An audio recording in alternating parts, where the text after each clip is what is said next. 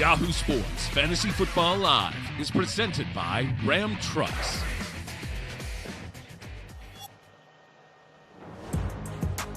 Welcome to Fantasy Football Live. It's week 9, and we're back here in the Yahoo Sports virtual studio with the usual suspects. Reception radical Matt Harmon, as well as DFS Titan Tank Williams, who today he's not in character or in costume. He's just Tank. He's just regular old Tank.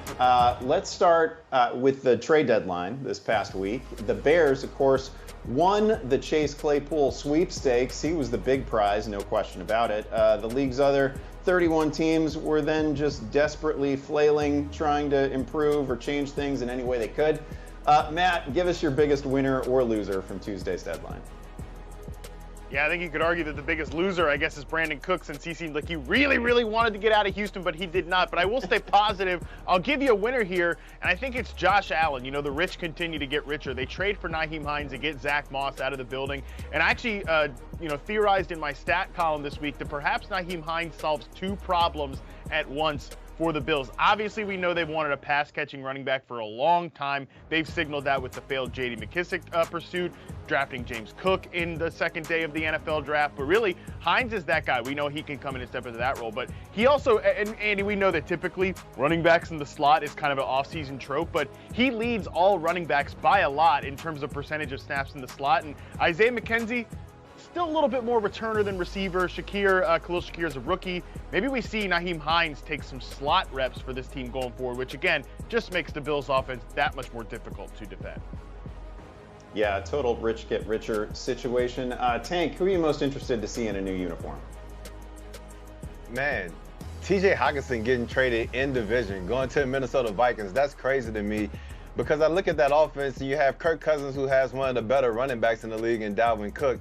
You have arguably the best wide receiver in the league, in Justin Jefferson, and now you have one of the better tight ends in the league in TJ Hockenson. So putting all that around Kirk Cousins, it really looks like Kevin O'Connell and that Minnesota Vikings brass is trying to do something similar to what the Rams are trying to do in LA. And you try to build this super offense where you have so many mismatches on every level of that offense, and just see if that can get by and kind of raise the level of your quarterback play. And so I'm interested to see that and how that kind of comes together in the offense. And also just the fact that TJ Hockenson is a transformer. Like, when you looked at him in a Lions uniform, he had that wild beard and the wild hair.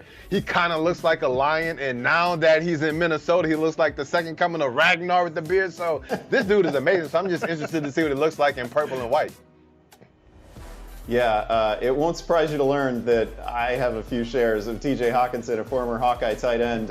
This is a potential problem for me. I need him to run a few more routes and catch a few more passes than Irv Smith was catching. So we shall see how he is eventually used in Minnesota. For the next hour, of course, we will help you with your most challenging lineup decisions and help you through a brutal week with 6 teams out of the mix on bye this week. But first things first, let's get to the latest injury updates. Lions running back DeAndre Swift is active today against the Packers. Per ESPN's Adam Schefter, he is reportedly going to be limited again today, however. Tight end Darren Waller will not return from his hamstring injury in Week 9. He will miss his 4th straight game. Jets running back James Robinson active today against Buffalo. He was a game-time decision after being added to the injury report late this week with a knee issue. That is certainly worrisome for someone coming off an ACL. Finally, in the late games, Cardinals running back James Conner still questionable for this afternoon's matchup with Seattle. He is reportedly expected to play, but Arizona wants to take a look pregame. We're also monitoring some injuries for Monday night's Baltimore-New Orleans matchup, including doubtful tags for Mark Andrews and Gus Edwards. More on that game in just a bit. Okay, fellas, as I mentioned, we have 6 teams on bye. 6. Some of them are just loaded with fantasy starters, too. So let's offer up a couple of widely available fill-ins for anyone still stressing over empty spots in their rosters. Matt, get us started. Yeah, we know that the Chiefs swung a pre-trade deadline trade when they got Kadarius Toney in the roster, but I think for the most part, we can expect these guys to run out like they normally would, these Chiefs wide receivers, at least for the next few weeks until Tony fully gets onboarded. And that brings me to Marquez Valdes-Scantling, man. Do I think Marquez Valdes-Scantling should be like a full-time player for this offense? Probably not, but he is. Over the last 2 weeks, he's second on the team in routes per dropback. He has been out there, and I think they've actually started to figure out, like, look, we can say all the fluffy, cute things we want about MVS, like running a full route tree. We're going to get him more like involved, whatever. No, you just use him as a deep threat, okay? Just get him on go routes, get him on corner routes, that type of stuff. 18 air yards per target over the last 2 games. Gets a matchup this Sunday night against a Titans defense. Look, I think the Titans have played really strong defense, especially as a run-stop unit, but they can still be beat deep. We're only asking for 1, maybe 2 plays for MVS to help you as a bye-week fill-in. I think he is an option that's widely available that you can throw out there for a potential big ceiling this week. My guy here is a bye-week placeholder, and if you've been listening to the Yahoo Fantasy Football Forecast, this is not going to surprise you. It's going to be Evan Ingram. Oh. I've been talking about him a lot. Of course it is. He is finally somewhat heavily rostered, but he's still available in about a third of Yahoo leagues. Ingram has seen 29 targets over the last 4 weeks. Like, I know it feels kind of icky to pick up Evan Ingram, and we've all had bad experiences over the years, but he is just getting peppered with targets right now. There are not many tight ends in the game seeing 7+ per week. He's coming off a game with 55 yards and a touchdown in the London game.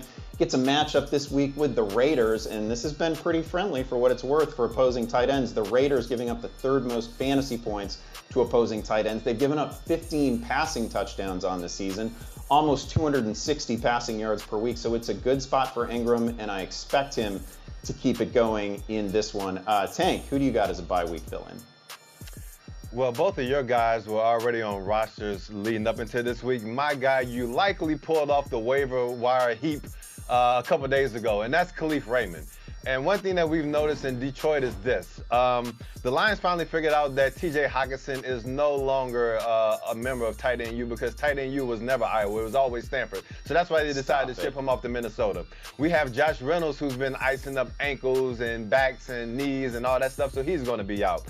So guess what? That opens up nothing but space and opportunity for my boy Khalif Raymond, because let's not forget DJ Chark is on IR as well. They can't throw every ball to Amon-Ra St. Brown, even though they're going to try. This guy has 22 targets over the past 4 games. I believe he's going to be heavily involved, because this is a must-game win for the Packers, so I'd expect the Lions to be chasing a lot, trying to keep up with Aaron Rodgers in that offense. If they do it, I think they should do against the Detroit Lions defense.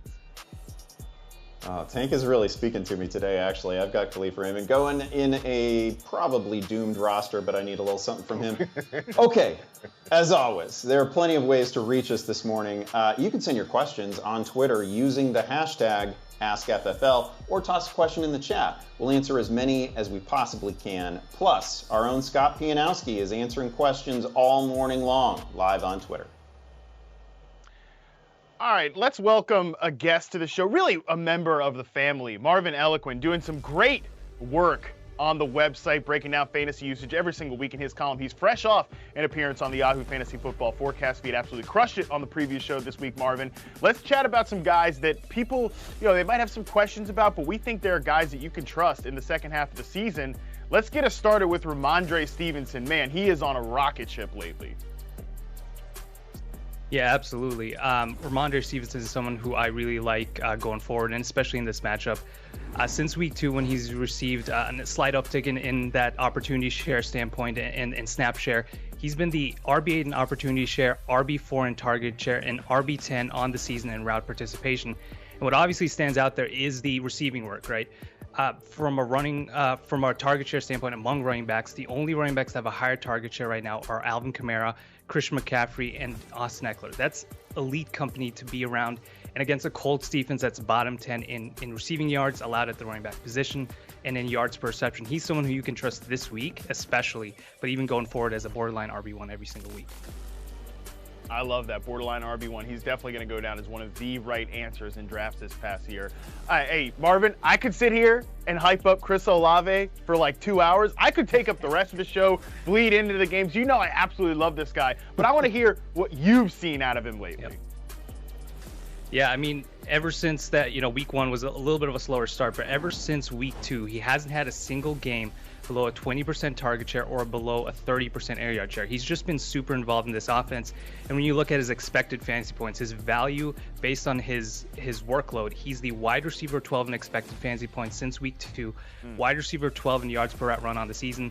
And with Michael Thomas now in IR, he's the guy for this offense in the receiving game alongside Alvin Kamara. So he's someone you can trust, I believe, this game and going forward. He's their guy. He's going to be the wide receiver 1, and that'll at least provide you with wide receiver 2 production at the very least, with the upside to be a wide receiver 1. I love that. And he's definitely proven himself to be quarterback proof too. You want to win in the vertical game with Jameis Winston? Sure, he can do that. He's a savvy enough, a good enough route runner, a pro that can win with Andy Dalton as well. I mean, it doesn't really matter what's going on in New Orleans. You're starting Chris Olave the rest of the way. Love that analysis there. Talk to me about CeeDee Lamb, a guy who, he's been steady, he's been consistent, but we haven't necessarily seen those boom moments for CeeDee Lamb through the first half of the year. Are those moments coming, Marvin? Yeah, absolutely. And part of that is just because they've been missing Dak Prescott, right? He just makes this offense a little more dynamic than with Cooper Rush, right? Or any other quarterback. And so when you look at CeeDee Lamb, he has averaged a 31.6% target share on the season, 41.9% of the team's air yards, but it hasn't really translated to a lot of fantasy points yet, right? He's had some low games, some high games there too. But the only wide receivers currently averaging a higher target share than Lamb are DeAndre Hopkins on a per game basis, Cooper Kupp, and Tyreek Hill. He's getting the volume, and now with Dak back, we saw that last week, that 8 opportunities, the 16.3 half PPR points. That's what his honestly, I believe his baseline could be. He could have even bigger games than that going forward. And with Dak there, he'll be a more consistent wide receiver 1 than more of a wide receiver 2 for the first half. I think he'll be a more consistent wide receiver 1 going forward. Yeah, I love that. Let's see. If he goes on a tear where just like for a month he rips off 100-yard game, bunch of touchdowns, like nobody should be surprised. I know it's been a little slow, but hey, if CeeDee Lamb's the biggest problem on your fantasy team, you're doing fine. We don't need to hear you complaining about it. Let's wrap it up here with the rookie, Alec Pierce for the Indianapolis Colts. The Colts offense obviously going through some changes, of course, but Alec Pierce still, he popped on film at least last week for me when I went back and watched him. Yeah, definitely. And when you look at the target share distribution in Sam Ehlinger's first game, you'll see that obviously Michael Pittman just dominated the targets there, right? But when you look at the air yards there, Alec Pierce led the team with 52.1% of the air yards with Sam Ehlinger at quarterback. He had that nice deep 47-yard reception against man coverage. 3 of his 5 targets had 20 air yards or more, and that's just his game right there. He might not necessarily dominate the targets, but if he's not doing that, at least he's getting you the deep receptions, the big playability. And this week, it's not the best matchup. It's more middle of the pack, but when you're getting some of those deep receptions, those targets, that could always translate into big play and potentially even a touchdown. I'd love to see the Colts finally figure out this quarterback thing at some point, because they have so many dudes who can make plays on this roster. Hey, we've got a lot of dudes here at Yahoo that can help you out, but Marvin is right up there at the top. Make sure you check out his weekly column on the website, breaking down fantasy usage, and you follow him on Twitter at FF_MarvinE. Love to see a fellow underscore bro on the show here. Thanks so much, Marvin. Appreciate your time this morning.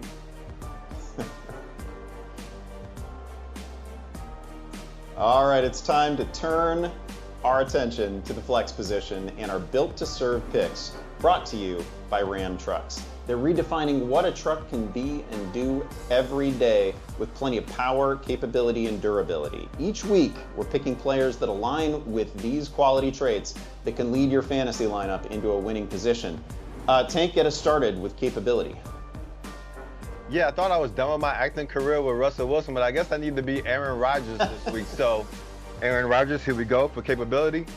Romeo, where art thou, Romeo? Are we going against the Detroit Lions? Well, he got to be down there somewhere, and he got to be open, because the Detroit Lions give up the 4th most fantasy points to wide receivers. So Romeo Doubs is definitely in play for me this week. He flashed against the Buffalo Bills last week, had 4 catches, 62 yards in a tub, and now he gets this golden matchup against the Detroit Lions in what I feel is a must-win game for the Green Bay Packers. So make sure you get this man plugged into your lineup, because if A-Rod does what I think he's going to do against those Lions, he should be the main benefactor of that ballerness. I'm going to stick with the same game and discuss my durability pick, and that is Jamal Williams. Jamal Williams on the season has 8 touchdowns. And that's not fluky either, because we're talking about a guy who was actually first in the NFL in terms of carries inside the 5-yard line. He's seen a dozen of those. So he is getting fed in goal-to-go situations. We like that. He's averaging a career high 4.5 yards per carry on the season. He's been running great. DeAndre Swift, we know, is back, but he's still banged up. Probably not going to play as many snaps as they'd like him to get out there for. So Williams just in a blow-up spot this week. And Green Bay has been so generous to opposing rushers. They're giving up 4.9 yards per carry. They rank 29th against the run, so it is a great spot for Jamal Williams here. I fully expect him to finish as a high-end RB2, perhaps an RB1. Tank, give me your pick for power. Yeah, you left out the 2 best things with Jamal, his last name and his touchdown celebration. I mean, those things are something that you can't pass up. But my player that I'm going for power is Khalil Herbert. Now, this is a guy where he's sharing the workload with David Montgomery, yet he's outperformed Montgomery over the past couple weeks. It's been crazy. I'm not sure if a lot of you guys saw him balling out in the orange sherbet against the Dallas Cowboys last week, but my man looked pretty impressive. And so this is one of those situations where they're going against the Miami Dolphins. This is a high-octane offense where if you're the opposing team, you want to do whatever you can to keep Tyreek the Cheetah and Jalen the Waddle off of the field. And so therefore, I think we're going to get a heavy dosage of both of these running backs. And I believe that Khalil Herbert will continue to be productive in this offense. Now, listen, there's a lot of bye teams, a lot of teams on bye right now, 6 to be exact. So I'm pretty sure some of you in a little bit of a bye, and you can do a lot worse than Khalil Herbert this week in your flex. That's a great call. Love it. Get those guys in your rosters, and be sure to check out the entire game-changing Ram lineup at ram.com. You know, guys, humility is important. And with that, it's prop time, people. You know the drill. We each discuss a favorite NFL prop bet and then decide if we like the over or under for everybody else's. I came in here talking a lot of junk the last 2 weeks, and I believe I took the over on Michael Gallup, and I believe I took the over on Elijah Moore 2 straight weeks. I don't think there's been no stats recorded for either of those 2 players, so I'm not doing so well. So hoping to bounce back this week. Or maybe I'm just going to trail you guys, since maybe you guys are actually smarter than me. I don't know. I'm fully on tilt. Tank, tell us your prop for the week while I try to calm myself down over here. Well, if any of you guys caught the Stanford score last night, you'll see that we got the beat down by Washington State, which means that whenever Stanford gets beat down on the college level, somebody in the professional level ball. So that's why I'm going Zach Ertz over 38.5 receiving yards at -115. This is an amazing matchup. Like, tight ends have averaged 8.5 targets, 7 receptions, 71 yards in the tub against the Seattle Seahawks defense. This is a prime example of where the teams, when they played a couple weeks ago, the total in that game was 28. I expect this to be the exact opposite. I believe this is going to be a sneaky shootout, and I believe that my man Kyler Murray could be a blow-up spot for him. And I think he's going to target Ertz. He's going to target Nuke a lot. And I believe both of these guys should be able to go off against the Seattle Seahawks. I'm going to disagree with Tank right off the top here. And maybe, again, this is not the best strategic thing to do. But look, DeAndre Hopkins has come back and been the center of the universe. Well, I mean, you're in 3rd place, pal, so calm down. But anyways, we'll get to that in a little bit. Wait after this weekend. DeAndre Hopkins has come back. He's come back and been the center of the universe for this passing team. They still got Rondale Moore. And the Seahawks defense, Andy, has, like, taken a step forward over the last 4 weeks. Have been really, really good. So I am going under on the Zach Ertz line here. Andy, what say you? It's just such an inviting line, and that was going to be my point, of course. As soon as Hopkins came back, he is just drawing all the targets. He's got back-to-back weeks with 10 catches, and it's hurt Zach Ertz, but man, 38.5 is so low. This doesn't take a lot. I think he gets there, and I think this is a fun shootout of a matchup. So I'm going to be with Tank here. I'm going to take the over. God, this is not good strategically for me. Not good. But I will go with a prop that I feel really, really good about. Like, all right, enough messing around with, like, fringe receivers. Let's talk about a star here. Amon-Ra St. Brown. I'm taking the over on 6.5 catches for him this week. Look, we know the deal here. T.J. Hawkinson, off the map. DeAndre Swift, banged up a little bit. Amon-Ra St. Brown, I think, is probably healthier now than he's ever been in the last couple of weeks. he's still getting the highest, third highest in the league targets per route run. This is a decent matchup here against the Packers, who have some good players in their pass defense, but I think they can exploit some of those zone coverage plays with Amon-Ra St. Brown over the middle of the field. There's no way that you guys disagree with me. Tank, you can't disagree with me on this one. I'm taking the over on 6.5 catches, 7 or more for St. Brown this week. You know, this is interesting. I was just going back to see what Stephon Diggs did against this team, and last week he had 6 receptions. And I understand that, they probably have a lot more options to throw at than the Detroit Lions currently. Man, he's a target monster, though. This is actually tough because I believe there's a likelihood that he'll probably go over, but I need to catch up. And then when I look at this guy like Stephon Diggs, who only had 6 receptions, and now Amon-Ra St. Brown needs to get 7, I believe I can justify taking the under. So I think I'm going to go under. Oh, Andy, what a shame. You're on the right side of history here, though. Yeah, I am on the right side of this one. I never take an under with Amon-Ra St. Brown. When he's healthy and good to go, you're talking 8-9 catches. You're talking 100 yards. You're usually talking about a touchdown. He's about as bankable as it gets when he is healthy. I can't take the under here. I'd like to differentiate a little bit, but I just can't do it here. Amon-Ra St. Brown is like an absolute top-level star when healthy. Yeah, that is correct, and I think he is healthy now. Andy, finish us up here with your prop. Yeah, you mentioned it. Enough with fringe players. Let's talk about like supernova-level stars. So, of course, I'm talking about Justin Fields. No, it's not a kicker. It's not a kicker. But I am going to go with Justin Fields. Thank you for putting kickers back in play in this contest. I will do that next week. Justin Fields' prop for rushing yards in this one is 50.5.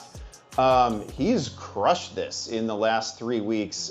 He's gone over this total in 4 of the last 5 and done it pretty easily. He's getting a lot more carries right now. A lot of them are designed rush attempts. And you look at the matchup against Miami. Yes, the defense got better at the trade deadline, but that team has allowed the 5th most rushing yards to opposing quarterbacks. I think he clears this pretty comfortably. He probably clears it within 3 quarters. What say you? I assume everyone agrees. Yeah, well, I was looking at this prop actually earlier in the week, so there's no way I can fade it when I thought this was a pretty good prop at the time. So even though I want to differentiate, I can't with this one, so I'm going to have to tag along and go with the over on this one because I believe that he's going to use his legs a lot, especially if you have a guy like Bradley Chubb chasing you from one side now. Yep. Well, I think from a football standpoint, like a lot of man coverage on the back end for that Miami Dolphins defense, we typically know, as you mentioned, Andy, the stats prove it out. Rushing quarterbacks can get rolling on man coverage defenses. And hey, it makes sense from a football standpoint to take the over here. It makes 0 sense from a strategic standpoint to not take the over here. So yeah, I'll be going over as well on this one. And with that, let's take a look at the standings that are officially too close for comfort, but your guy, the people's champ, everyone's favorite, me, is still in first place. Yeah, that 0-3 looks kind of pretty in the light, though. Yeah. No, it doesn't. Can I cover? Is there any way I can graphically? Can I cover the 0-3? Just don't look at that. Look at the results. Look at the final results over here. Yeah, just remember how fast it happens. Everybody was high on the Rams and the Bucks and all that coming into the season, and look where we are now. We may be seeing the same thing going from the best man with the best hair in the business. The downfall has begun. Remember when it looked like Harmon was running away with this thing? This is nice to see. We're like 1 week away from catching up. That's awesome. Okay, we need to regroup. It is time for our first break on Fantasy Football Live. When we return, the Monday Nighter looks like it's going to be a fantasy feast in a big way. We break it all down coming up next.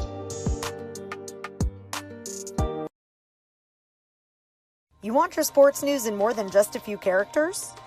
With the help of a bunch of different characters? You play better than me, I'll respect this like you. He beat us, yes. I'm not a ball player. Prince had hops. Hosted by everyone's favorite character. Only time will tell if that's a lie or a big-ass lie. You're Calais Campbell's brother, so Calais got the most sex that he has is on me. Give us 2 minutes and we'll give you The Rush. Weekday mornings on Yahoo Sports. Welcome to Mad Bets, everyone. I am Minty Beth alongside Jared Quay, Pam Maldonado. I'm Ariel Epstein. We've got a big Sunday night football game. It's time for some Monday night football. Jared, let's kick things off with you. What's your best bet this week? Oh, I love my bet with 5-star confidence. Ariel, you can call it a homer pick if you want. It's not. By the way, that probably will be in Prop Queen coming up on Sunday. I'm gonna be busting these babies out this weekend. Woo! You did that with your winning bets, huh? You've been on fire. That's what you're buying with your winnings? Oh man, I love it.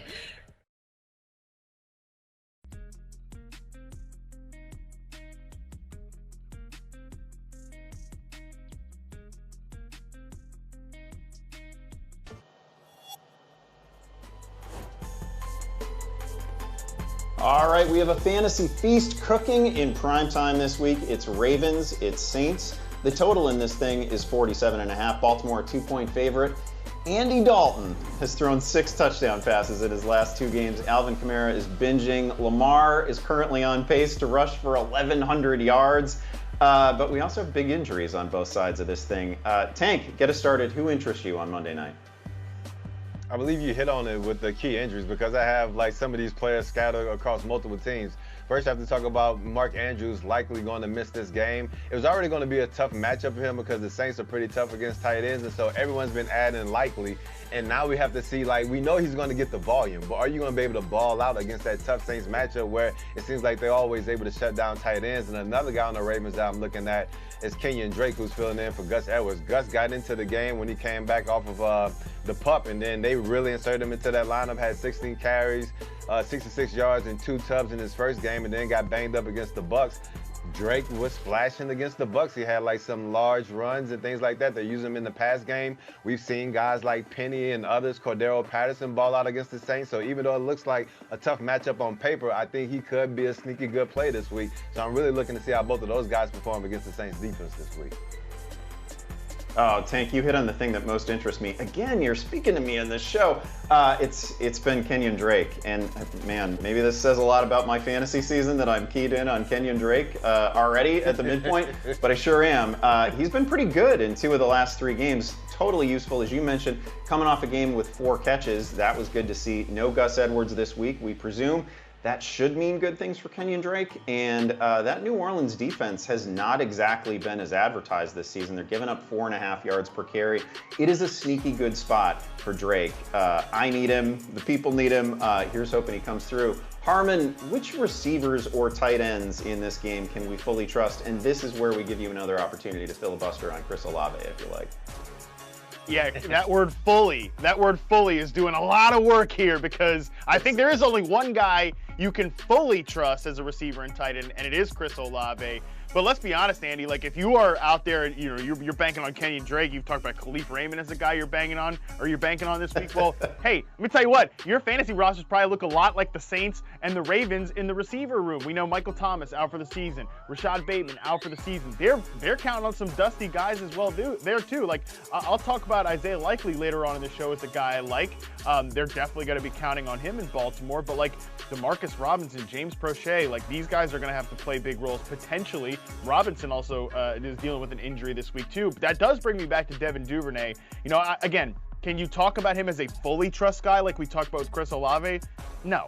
But he is a guy that has flashed for the Ravens this year. I think he's a pretty decent speed slot receiver and gadget, like create a touch type of guy. And frankly, this Ravens passing game needs the juice somewhere right now. Like Lamar, since Rashad Bateman has gotten hurt, those passing numbers, the passing efficiency, just the overall effectiveness of that aerial attack is not very good right now. They need someone else to step up. I think if anybody's going to do it, it is going to be Devin Duvernay, who's a young, talented guy with some juice. So, yeah, I mean, it's a fully trust.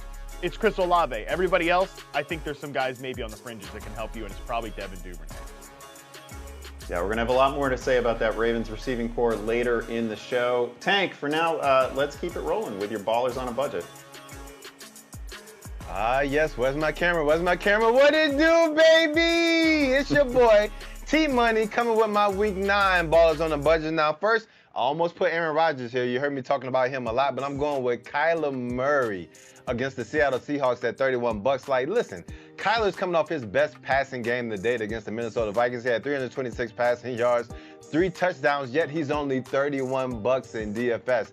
I really believe that this is going to be a sneaky shootout, like I said, against the Seattle Seahawks. They only had 28 total points in the first matchup. He now has DeAndre Hopkins. That offense is clicking. He's playing with more attitude right now. You see him getting into it with his head coach. I believe all that's going to help them come together and have a really nice performance on offense. So make sure you get Kyler Murray plugged into your lineup. Now, at running back, Deion Jackson, he's only $10. He's going against the New England Patriots. Now, I love when Harmon posted this on Twitter. He's talking about all those people that were all in their feelings, talking about they didn't want to draft my man Run CMC, the fantasy factory, in fantasy football this year because he's always hurt. So you're going to go with the safe player, Jonathan Taylor. Now, look where you're at right now.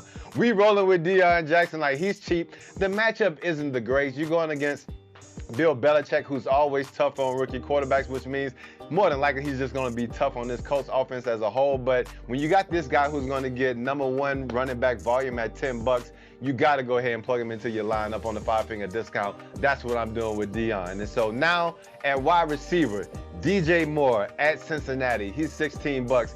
All it really took was for P.J. Walker to get inserted into the lineup as a starting quarterback, and now my man DJ Moore is finally alive. 21 targets, 13 receptions, 221 yards, 2 touchdowns, and 1 helmet pull-off that probably cost him a win, but that doesn't take away from the stats. He's balling. The Cincinnati Bengals are missing a bunch of guys all over that secondary. We know that's not going to stop Joe Burrow from slinging the ball around, which means that PJ is going to have to follow suit. I believe this is a really good spot for DJ to keep the party going against Cincinnati. Now at tight end, we're going Gerald Everett at Atlanta. He's $18. There's some cheaper options. Evan Ingram, he's only $15. My man Rev already talked about him, but no Cousin Mike, no Keenan Allen.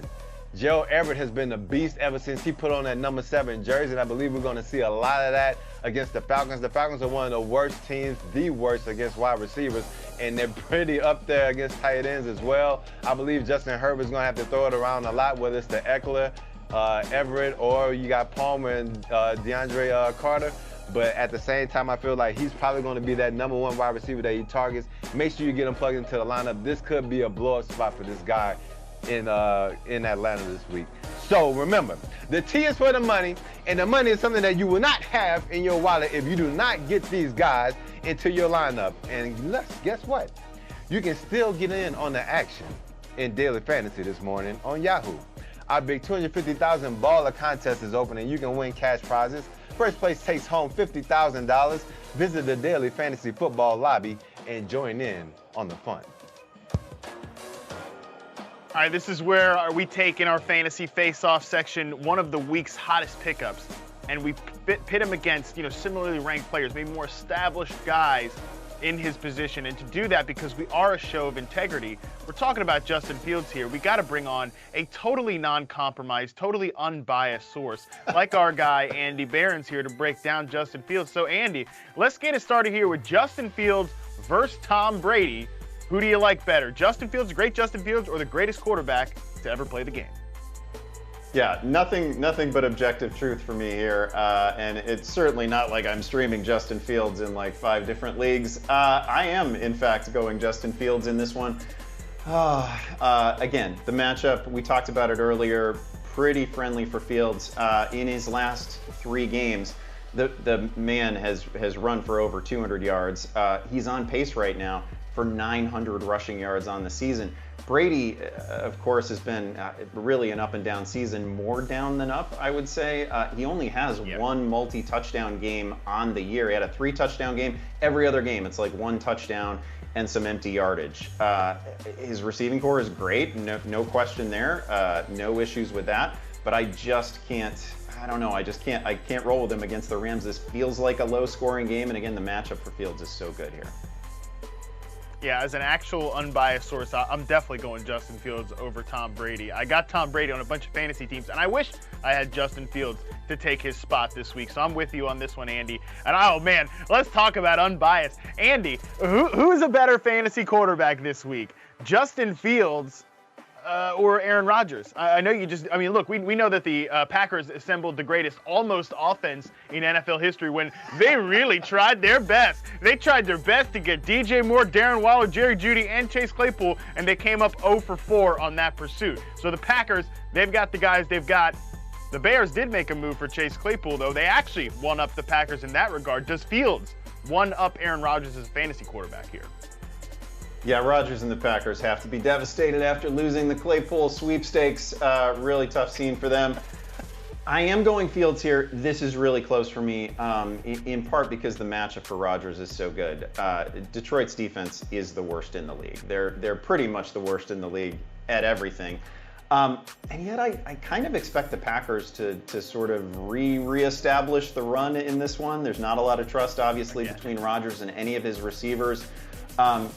He doesn't have a game this year with over 255 passing yards. Like, that is his high point. He doesn't have a game this year with more than 2 touchdown passes. So, like, that's a fine week. If he gives you 260, 265, and 2 passing touchdowns, that is the best game that he has played this year for fantasy purposes. And I kind of see that as his ceiling right now, given the limitations in that receiving corps. So again, I'm going to go Fields. Yeah, I'm with you again on that one. All right, a guy that was probably in this segment at one point this year. I mean, who remembers what happened a few weeks ago? But Geno Smith has graduated, apparently, to being the other side here, where we're talking about him as an established starter. Are we going Justin Fields or Geno Smith? And Andy, am I crazy to think this might be the closest call that we've had so far? This is, in fact, the closest call that we've had so far. I have them back-to-back in the ranks this week. The receivers are basically a push, right? We got Claypool and Mooney on one side. We got Metcalf and Lockett on the other. So that's a tie. For sure. This is really close for me. But the thing that tips it in is going to be the rushing upside for Justin Fields. Again, over 200 yards in the last 3 weeks. And a spot here in which I think he can again, like, he's rushed for 80 yards in 2 of his last 3 games, and I think he can get there again against Miami. So this is going to be a sweep of a segment for me. I'm taking Fields once again. Yeah, and it's very close, but I think I'm with you on Fields over Geno Smith as well. Shout out to you, Andy, for being so, down the middle, unbiased, totally objective observer here. That is what I'm known for. Everybody says it. Absolutely everybody says it. Okay, let's get to the people's questions. Let's get to what the people are asking. We're going to do a little play calling here. We're going to take our first tweet of the show from Oscar. Oscar is asking, needs one for a flex spot, half PPR league. It is between Juju Smith-Schuster, Gabe Davis, Josh Palmer. Haven't talked about him yet on the show. I assume this is Deion Jackson. Hola from Costa Rica. Well, hello and thank you. I'll send this to Tank. Tank, who do you like here? You can only pick one.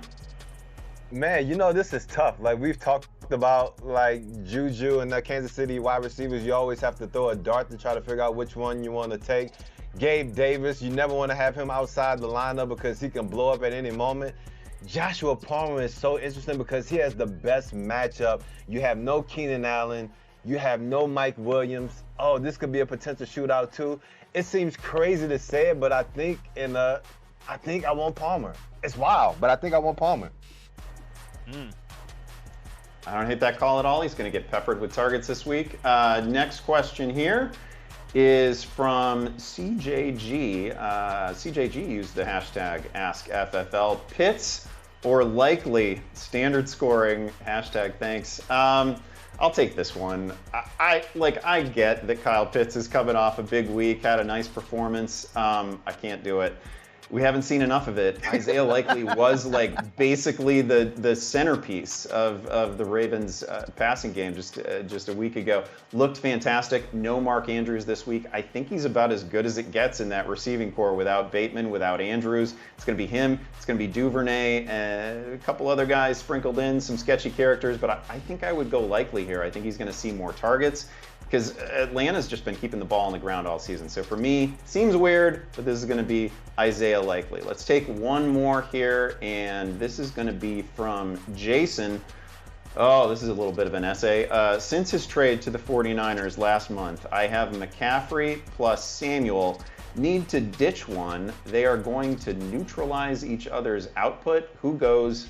Who stays? Matt, what are you doing here? Well, let's get one thing straight, Jason. You don't need to ditch one. Right. They are definitely going to cannibalize each other a little bit.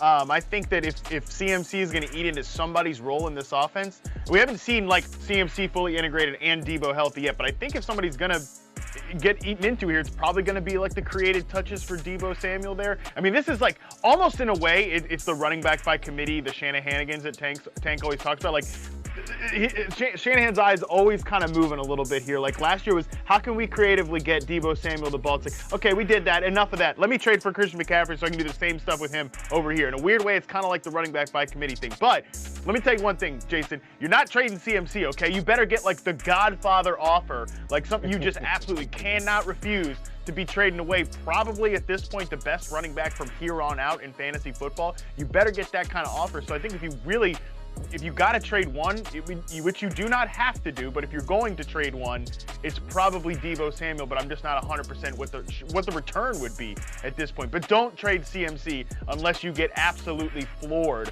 And maybe like your friend offers you a favor on the side. I'm not encouraging cheating, but like he washes your car for the rest of the year or something like that. You better get something real good to be trading CMC. That's all. I'm glad you mentioned wash the car because my head went all the way in the gutter. Well, there's a shock thrown by that. Wow, what an absolute derailment that was. You're right though. We already had a hard question. We already had a hard question, Tank, and you do that. The takeaway here is that you don't have to do anything. You can just go ahead and keep these two really good players, right? Like that's still available to you. You are not under any circumstances required to trade one of the two best players in their position. All right, it is time for our next break here on Fantasy Football Live. Clearly, still ahead, Minty is back. We will see what shade she throws this week in the Sportsbook on the other side. You want your sports news in more than just a few characters? With the help of a bunch of different characters? You play better than me, I'll respect the shit out of you. He beat us, yes. I'm not a ball player. Prince had hops. Hosted by everyone's favorite character. Only time will tell if that's a lie or a big-ass lie. You're Calais Campbell's brother, so Calais got the most sacks that he has is on me. Give us 2 minutes and we'll give you The Rush. Weekday mornings on Yahoo Sports. Welcome to Mad Bets, everyone. I am Minty Beth alongside Jared Quay, Pam Maldonado. I'm Ariel Epstein. We've got a big Sunday night football game. It's time for some Monday Night Football. Jared, let's kick things off with you. What's your best bet this week? Oh, I love my bet with 5-star confidence. Ariel, you can call it a homer pick if you want. It's not. By the way, that probably will be in Prop Queen coming up on Sunday. I'm gonna be busting these babies out this weekend. Woo! You did that with your winning bets, huh? You've been on fire. That's what you're buying with your winnings? Oh man, I love it.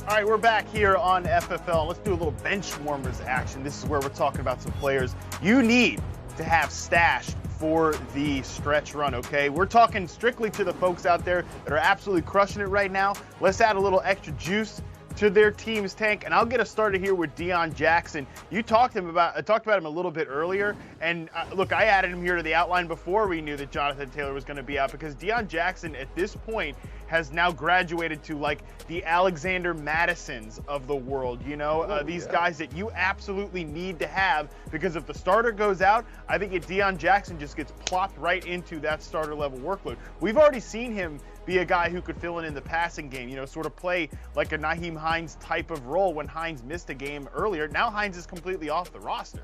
Okay, so now we're getting a guy who probably gives you a little bit of standalone value in Deion Jackson with his pass catching ability. And look, they're not going to throw passes at the rate they did with Matt Ryan now that Sam Ehlinger's in there. But when Jonathan Taylor misses time, and look, this high ankle sprain, it's nagging. It's going to continue to nag at Jonathan Taylor. I think we'll see Deion Jackson tank make some starts the rest of the way. Like, this is backup running back stash season, and Deion Jackson has graduated to the category of guys that you need to have on your bench.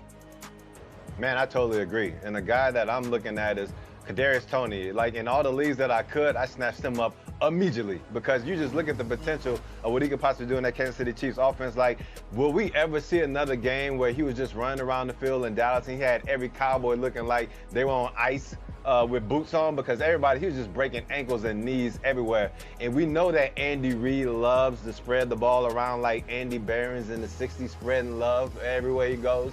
But like, if he could just be that guy, that they just focus on like Tyreek Hill in that offense, it could be so beautiful. It could be so explosive. So he's just worth stashing on your bench if you have the real estate, just in case he become that guy, because it would be magically delicious. Well, I had some counterpoints, but I'm going to throw those to the side there and just move on to the next thing, which is Isaiah Likely, who is the next man up at tight end for the Baltimore Ravens. And look, again, this is a guy that I would have had on the docket regardless of Mark Andrews' status, because I think at this point, the Ravens are looking for answers.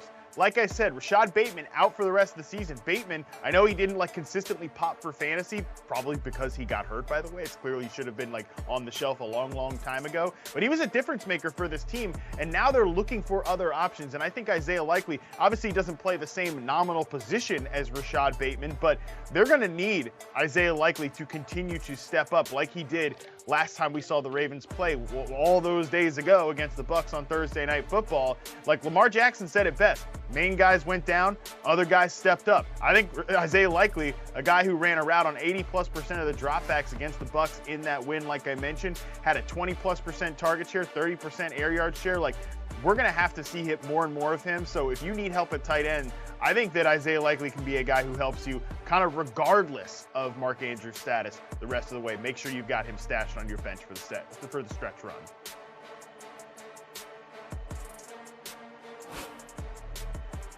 Let's get well, this isn't too awkward, is it? I am here in the Sportsbook with Minty Bets. And the last time Minty joined us in the Sportsbook, she came for two reasons. Number one, to bet some unders, and number two, to just murder me verbally, trash talking at a level that we hadn't seen before. Let's actually roll the tape back on that. Under here. I'm definitely taking the under on any Andy Behrens rushing props you want to give me, despite that guy running all the time. All right, Minty, locks of the week here. Hit me with your lock of the week. All right, well, Andy just runs from his problems. You know, it's a different type of running. But yeah, my best bet of the week is going to be the Bills -2.5. Just reliving that pain all over again. Did I meet with HR that week? It's a private matter. We don't need to discuss it here. The point is, I'm a professional, and I'm willing to move on. Hi, Minty. How are you? Hello, Andy Behrens. I'm doing well. You know, Matt kind of like set me up for that, so I kind of just had to, say something, and it just kind of was like word vomit. So, no hard feelings. I'm sorry, Andy. I run from my problems too, so if that helps at all. I'm actually perfectly willing to blame Harmon for that. That seems like a really good compromise here. Let's talk about these primetime games. Let's start with Sunday night. Travis Kelce, yes or no? Are we in? Are we out? Are we over or under? You're going to love this. I like the under here on his receptions at -130. I mean, it's set at 6.5, although Kelce is the third most targeted tight end in the league and one of Patrick Mahomes' favorite weapons. I'm going under this number because Tennessee's defense actually allows an average of about 5 receptions per game to tight ends. This defense last week allowed successful plays on only 23% of pass attempts last week, which is the best in the league. This line kind of tells me to go under here. I know you're surprised.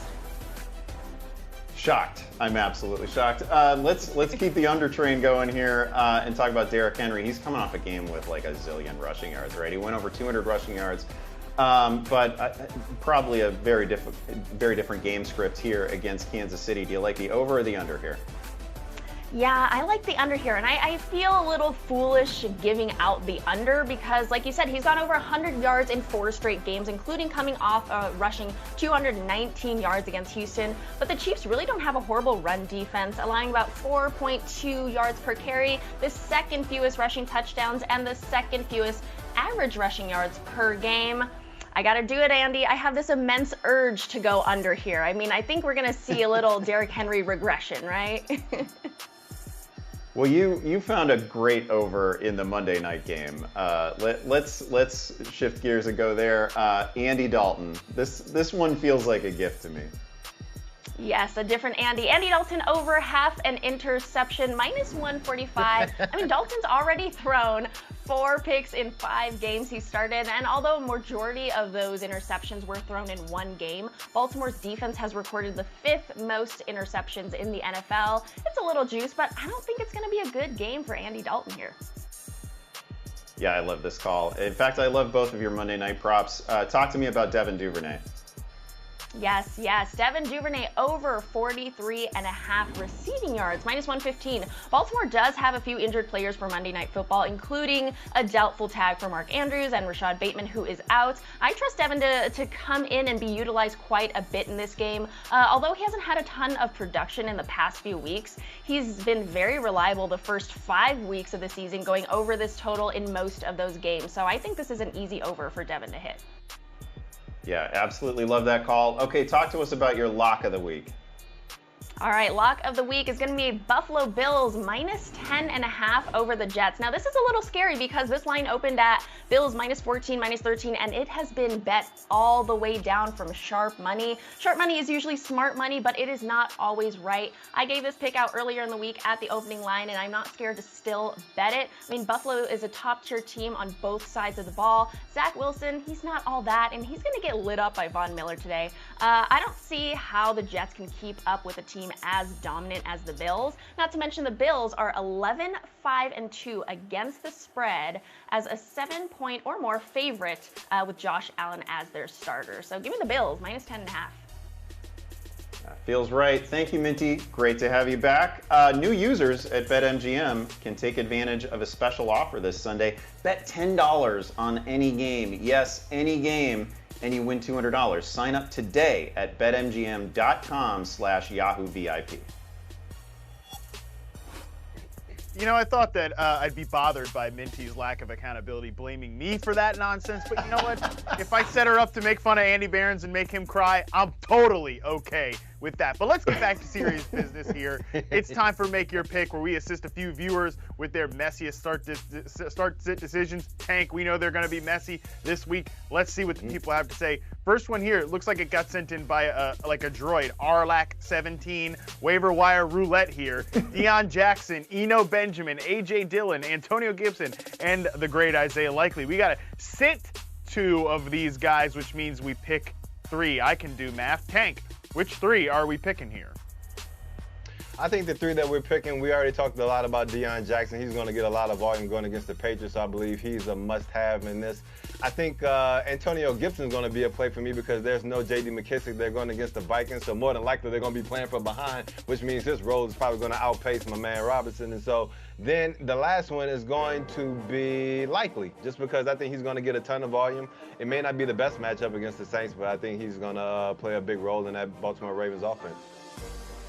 Yeah, I think A.J. Dillon and Isaiah Likely kind of close. Like, they're both a little bit touchdown or bust, but Likely's going to just project a little bit better from a receiving standpoint. So I will go with Isaiah Likely there. Unfortunately, James Conner he's going to play, so Eno's not really on the board at this point. Let's go to Gary here for the next one. Half PPR, need 2 of these guys. Oh boy, a lot of decent receivers here. Tyler Boyd, Chris Olave, Josh Palmer, and Michael Pittman, man. Well, we've talked about this at this point in the show, Tank, that Chris Olave is a definite guy. He is like a wide receiver 1 pretty much in fantasy football, so he's a lock. These other 3 guys pretty close. I know Palmer projects really well because of the injuries and the matchup here, but does he project well enough to get him over a guy like Michael Pittman, who did get a ton of volume in Sam Ehlinger's first start? I think he projects well enough to get over Michael Pittman for me just because it is Ehlinger, and so I'd rather go with more known quantities on offense. So to me, like, you're definitely starting Chris Olave, so it's between Palmer and Boyd. It just depends on what you feel more comfortable with. Like, Palmer, I believe, maybe could get more volume than Boyd would. I think this could be more of a T. Higgins day, even though I expect Joe Burrow to throw it around a lot. Palmer's going to have the best matchup. I feel like Tyler Boyd has the opportunity to go off as well. I think if you want to go for upside, it could be Palmer, but if you want to go for more of a floor, it'll probably be Boyd. Yeah, I think I like that call there. It's tough to trust Palmer because Not that good of a player, and that offense is really, really broken in Los Angeles, but we'll talk more about that at another time. Let's get it over to Andy for some last-minute sleepers, potentially another guy from that very game. Yeah, I'm going to lean right back into that broken offense. Talk about DeAndre Carter, like him this week. A lot of this is really the matchup, right? They're facing Atlanta. Atlanta is the one defense in the league that's allowing over 300 passing yards per week. They're giving up 8 yards per pass attempt on the season. And that is what brings us to a 29-year-old converted kick returner who is manning the slot, right? He's actually among the leaders so far this season in slot snaps. No Keenan Allen in this one, no Mike Williams in this one, and we know the Chargers are going to throw the ball. Carter is coming off a game in which he saw 7 targets. I expect him to see at least that much workload, possibly more. I think he's a good play this week in a deep league. Another guy that I'm just gonna try to will this guy into existence as a fantasy factor, and that is James Prochet. I need him. I absolutely need him this week. I'm playing him in a 20-teamer, in a 16-teamer. This sets up well for him only because, again, we've talked about it all show. No Mark Andrews, no Rashad Bateman. A lot of opportunity here. Demarcus Robinson picked up an injury late in the week. Prochet's coming off a game in which he actually was on the field for 48 snaps, saw 4 targets, had a near touchdown. This was a tremendously productive collegiate player. Back-to-back seasons with 1,200 yards, over 200 receptions in those 2 years. So I think he's somebody who is definitely of interest this week, again, if you're in a deeper format. All right, Eckler's Edge continues every week here on Yahoo Sports and is a weekly podcast on the Yahoo Fantasy Football Forecast, so make sure you subscribe. This week, actor Rainn Wilson, star of The Office, returned to the show to chat about that broken Chargers offense with Austin and Matt. Take a look. Austin, as you know, you're in my keeper league. We're doing well. Killing it this year. But with Keenan and Mike Williams out on the Chargers, I think they're going to be looking for some more help at wide receiver. And I just want to know if there's some kind of open call, or if you accept, if you audition, you try out. What do you call that for a football team? Yeah, I guess it's a tryout, I guess, that we'll have, if we're bringing in people. I don't know. Maybe, Rainn, are you actually trying to audition for, try out for the Chargers wide receivers? Yeah. Like maybe the slot guy there? How hard could it be? I mean, with Justin Herbert, he hits you on your fingertips, man. It's like, it's not that hard. It's not. Run 5 steps this way, turn this way, catch the ball. Like, it's not that hard. You got it. You got it down. Yeah, I'd pick you up, Rainn. I'm gonna let you know right now. I'd pick you up on my fantasy team if you were out there. Because I think I got some promise in you, for sure. Very good. I'm wily. We need that. We definitely need that. Yeah, that's a good skill.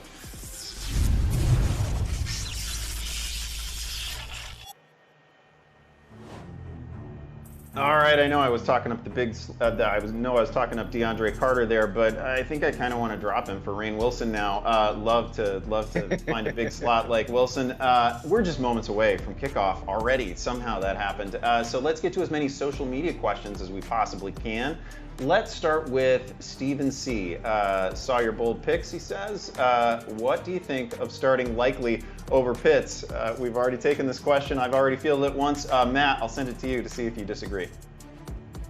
Yeah, by the way, I think Rainn Wilson's been watching the film on the Chargers offense. He knows they just go 5 yards and turn around. So he's clearly been in between filming that Weird Al movie. He's been doing a lot of work there, grinding the all-22. On this one, Andy, I'm with you on the Isaiah Likely thing, man.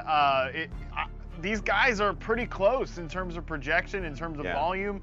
Look, we know what the Falcons want to do. We know how it's going to be there, and that's fine. It's working for them as an offense. It just not good for Kyle Pitts in fantasy. I don't think Kyle Pitts is totally off the radar like he was a few weeks ago, but I do think I trust Isaiah Likely just a little bit more. When you can go with a young, freaky unicorn tight end, you got to go with Isaiah Likely. Yeah, I'm with you there. Let's take another one here. This one is from, actually, it's longtime user, longtime viewer, GM Francis. It's a half PPR. Know this question may be more touchdown dependent, asking Foster Moreau, again without Darren Waller this week for the Raiders, or Juwan Johnson. Please, Tank, how do you feel about this one? This is interesting. So no Darren Waller. Man, maybe, Because I always worry about the New Orleans offense because you don't know if Taysom Hill is going to garbage some stuff up, and now we have Kamara just going crazy right now, and that's why I'm worried about Juwan Johnson, even though he went off against Arizona Cardinals. Man, I think it's going to be Foster Moreau. Now that I think about it, yeah, give me Foster. Yeah, I like that call. Grant is actually right. This is a totally touchdown-dependent question. Next tweet comes to us from Jason, and it's a simple one. It's Romeo Doubs or Alec Pierce. Couple of rookies, both of them buzzy on the season. I'll take this one. I think I realized that I talked down Aaron Rodgers earlier this show, but I think I'm going to take Romeo Doubs here. I feel better about the target volume. I feel a lot better about the matchup. Again, it's Detroit. They've been bad at pretty much everything so far on the season, and I think there's a great opportunity for Doubs here to, again, like, he's coming off a pretty good game, had some highlights, had some really nice moments. I think, I'm not going to promise you a blow up here, but I think he's got a really good shot to find the end zone. Probably a better shot than anybody else in that Green Bay receiving core. All right, that's going to do it for this edition of Fantasy Football Live. Thank you for kicking off your Sunday with us. Remember to check back in here every week at noon Eastern, 9 a.m. Pacific. Keep up with the latest analysis, daily content, our podcast, and of course, updated player rankings at Yahoo Fantasy. Good luck to all your squads in Week 9. We'll see you next week.